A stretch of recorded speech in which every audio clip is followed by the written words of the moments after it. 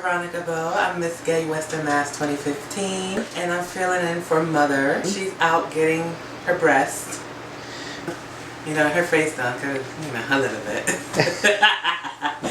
She needs to keep her youth. Yeah, that. And I don't know what's my next line.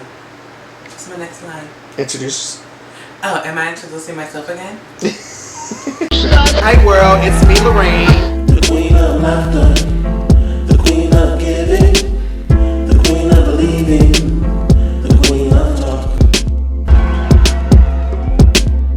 The queen of laughter, the queen of giving, the queen of believing, the queen of talk.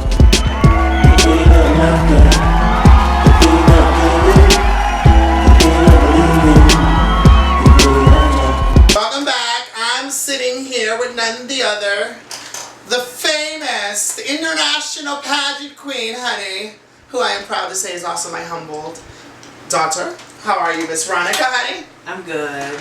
So, what's the tea, honey? What? So, congratulations on your win. Thank That was you. super excited. So, if you don't know what Western Massachusetts is, we're on the map a little bit. But she is now the reigning 2015, so that means that she is now a pageant title holder. Yay! So, talk about how it took to prepare. And I just want y'all to know, and I'm going to publicly say it again, I had no helping of this. I could not... 30 Cottage Street, really? I could not help her because I was one of the 8 judges on the panel for that event. So I was not able to help or see, and I think that she did an amazing job. She impressed and surprised me. So what was the preparation like? It was very stressful. It was something out of my comfort zone, kinda. Right. It was a lot of fun though. You know, it opened my horizons. So the theme was... Gothic Masquerade. Okay, so what made you do your big hat and the mask? I was kind of inspired by Alexander McQueen and Coco Chanel with the big hats, Right. and you know. And I just wanted to go somewhere where I'd never really go because I don't really dress up as much. Right. I like to go as comfortable as possible, you know. Right. But that was it. It was just inspired by many different Designers. Yeah. How did it feel when they called your name that you won? It didn't sink in until this morning. And we're taping a day after, so it's been nearly now 24 hours. Yeah. So, and I can tell you, she has this joke everywhere we go. Today, she took me out to dinner so we could talk, and it was funny and everything that she said. Do you know who I am? I am Miss Gay Western Mass. And you're going to respect her. Now my booking goes from $50 to $150. Thank you. And you can... I'm just kidding. No, she's just kidding. She's going to wear it. So what charity event are you going to do? I am in planning on that right now. I want to do not like a pageantry, but something more funnier, more relaxed for competitors to compete. And it's all going to be raising awareness of Alzheimer's, because I think our community tackle HIV, homeless gay teen, but we really don't tackle like Alzheimer's, Right. cancer, or anything like that. I mean, girl, big shout out to my movie, Honey Deep Blue Sea. All times they were trying to cure that girl. No shade. So let's talk a little personally about you. What inspires drag for you? Why are you a drag queen? Well, other than my mother, Lorraine, though. Aww. Yeah. Thank you. What inspired me to do drag? Well, the reasons I do drag was a little bit more personal. I would say this. It's an escape from my problems. Right. If I could be somebody else for 3 hours instead of being him, I would do it. Oh, you'll do it. And I say that all the time, and that is exactly why a lot of people do drag, because they escape and they're living that character for that moment. And that character's moment could be, like you said, 3 hours. To me, it's until I wake up, honey, because once this comes on, she don't come off until I wake up. But it's an addictive fantasy. I do it too to kind of escape reality, because when we have responsibilities. We have jobs. Mhm. We have parents, real parents, not gay parents, who some don't agree of what we do. We have brothers and sister bickering. So there's a lot of things to escape, and I agree with you. Now, how has the drag community received you? Not only as being, because I'll tell you something, I'm very selective of who I allow into my house or my family or my chapter.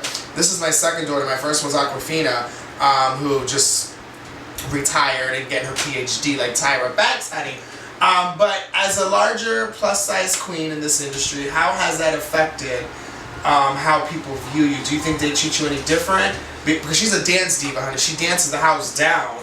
Do you think they envious that, or do you think that because you're a bigger, larger, plus-size queen that you have to, you know, work harder to fit in with the other queens?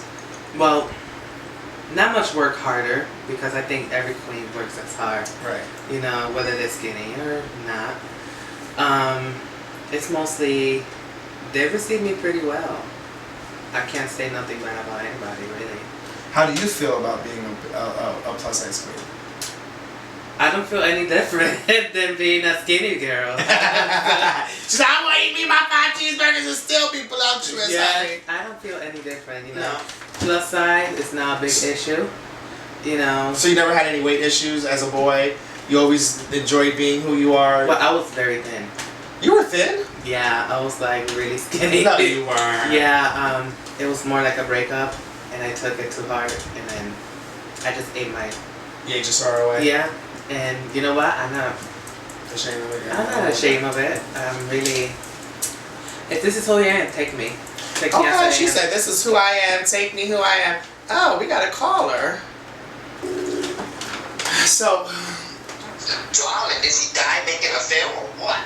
We're in the middle of filming, honey. You're interrupting an interview. Say hi to the world. Hi, world! We were just talking to Western Masses 2015. Say hey. Hey, Veronica. Hi, Auntie Ruben. Say you look amazing. Thank you, dear. Yeah, so I have Ruben Alexander on the phone. He was one of the other guest judges, and we were not shady. We clocked her for where she needed to be clocked. Can you clarify that? Yes, we did. We sure did. I know I did. I thought the ink dried up and everything. She was amazing. Honestly, you know, I told her don't be nervous. She has a name. Her name is a brand now. Honey, live up to it. No more being nervous on stage. But overall, you looked amazing, honey. Thank I you. need that dress. You know, Auntie a little bit size 2 now. She got lose some weight. Boy, honey. Yes, honey. What's happening? Let me let you guys go and let me get this face dolled up. Well, congratulations to little Bo. I love you, daughter. Everybody continue watching Miss Rainbow on Rainbow TV. Yeah. No, honestly, so you had a breakup. Do you want to talk about it, or is that something you don't want to talk Nah, about? that's something, you know. Okay, look, don't mess the diamonds up. Those are crystals. Yeah, very expensive. It was $3.99 in fact. So you work a lot. I know that you do 2 jobs. Yeah. What makes you do CNA work? Well, Because she told me today, not to cut you off, but she told me today that they poop on themselves. I said, girl, you're a better woman than me, honey. I ain't cleaning nobody's poop. Well. But you said it was rewarding. Let's talk about that. It Why was is rewarding because... It was or it is? So it is. Okay. It is still rewarding. Listen, I love this girl. I want to just point out she performed yesterday at the Oz after party, and it was funny because I was with a few of my friends. Jenny was there and a couple other friends, and I'm like in the corner. They're like, "Are you okay?" I'm like, "She's performing. She's Miss Gay." It was so funny. It was a moment because now I know how my drag mother, big shout out to your grandmother, my drag mother, Alexis Monet Alexander, when I won Miss Ecstatic, she was the same way. When I started performing, she was like in the corner, so I know how she felt now to have my daughter accomplish something that it's a big title, it's a big responsibility, and you're gonna fulfill it, right? Yeah, of course. Okay, because she's gonna have to make me get ghetto on her because my wig doesn't come off, honey.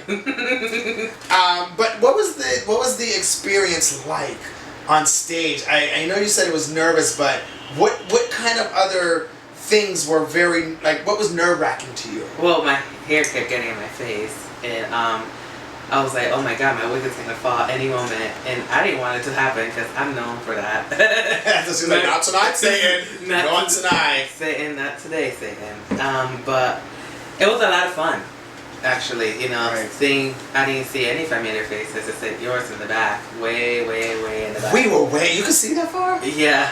They look like little ants to us. I was like, how you want us to judge them when they are 7,000 feet in front of us? No, but it was fun. I had to go as a boy though. Show the bling on the cleavage, honey. Yes. A little cleavage.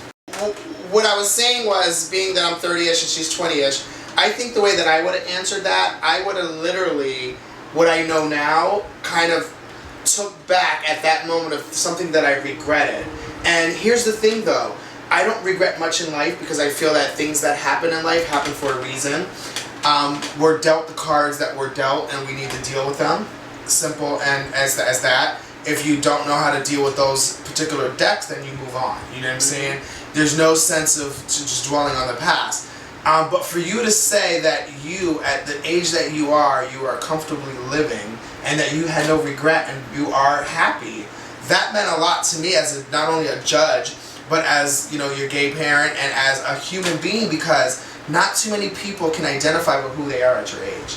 They're still trying to see who they are. They're still trying to figure out their sexuality. They're trying to figure out where they fit in. And for you to comfortably say that, I give you a round of applause. No, it was really, now, what made you say that? Do you truly believe that? Yeah, I do truly believe that. If I didn't pass through whatever I passed through, I would have met any of y'all, really. Right. So you go through it and you just keep going. You can't regret nothing in life. This is true. Really. You could just be glad that you're still here and that you're blessed. Not many people could say that, and just go on and learn from your mistake. Amen. So on that note, I just want to again congratulate you. I am proud of you. I'm not only saying that because she's my drag daughter and she is probably a most humblest person besides myself that I know. Give a compliment to take a compliment back. I wish you to continue success in drag pageantry if that's what you want to do, or in drag. Okay. Anyways, till next time, love yourself, take care of yourself. Watch The Rainbow Show every Monday at 3 p.m. Check me out on Facebook.com/The Rainbow Show. Follow Veronica Bow on Facebook as well, Veronica Bow. See what she's doing. Stay tuned to what good charity event she's going to be bringing and outreach community work that she'll do with this new title. And we'll see you next Monday. Double kisses. Good night.